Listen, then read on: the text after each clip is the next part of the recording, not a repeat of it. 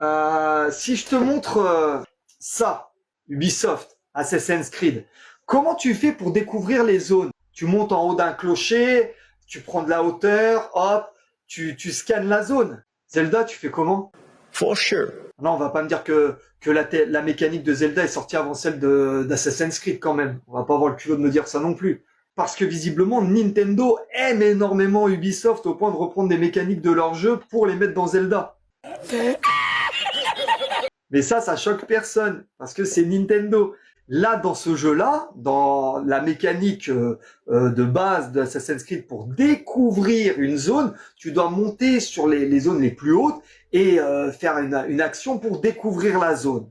Breath of the Wild est arrivé après, avec la même mécanique. Donc, c'est un plagiat de mécanique.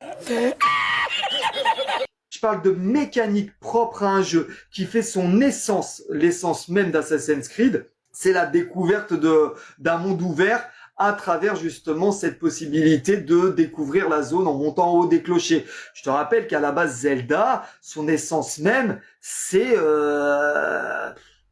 passer de zone en zone assez linéaire. C'était plutôt ça.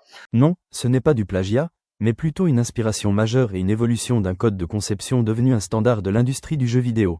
En droit et dans le jeu vidéo, un concept ou une mécanique de jeu ne peut pas être breveté. On parle d'inspiration ou de réinvention. Nintendo a volontairement repris l'idée des tours d'Assassin's Creed, mais en modifiant profondément son fonctionnement pour corriger ce que les joueurs appelaient le « problème des tours Ubisoft ». La différence fondamentale réside dans la philosophie de l'exploration. La vision d'Assassin's Creed, Ubisoft, automatique, grimper sur un point de vue révèle la carte géographique et fait apparaître instantanément des dizaines d'icônes de quêtes, de coffres et de collectibles à l'écran. Directif, le jeu prémâche le travail et dicte aux joueurs où aller, transformant parfois la carte en une liste de tâches à cocher. La vision de Breath of the Wild, Nintendo, épurée. Activer une tour Sheikah dévoile uniquement la topographie, les reliefs, les rivières. Aucune icône n'apparaît magiquement sur la carte. Organique, la tour sert de véritable point d'observation. Le joueur doit utiliser sa longue vue pour scruter l'horizon, repérer un sanctuaire ou une lueur au loin, et placer lui-même ses propres balises. En résumé, Nintendo a pris une mécanique inventée par Ubisoft et l'a épurée pour replacer la curiosité du joueur au centre de l'aventure. L'ironie veut qu'après la sortie de Breath of the Wild, c'est Ubisoft qui s'est inspiré de Zelda pour concevoir des jeux comme Immortals Phoenix Rising ou modifier l'exploration dans les Assassin's Creed. Ce n'est pas du plagiat. BOTW reprend l'idée des tours, mais Nintendo change la philosophie.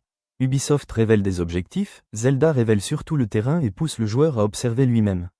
Nintendo n'a pas copié bêtement, ils ont transformé une mécanique checklist en outil de curiosité.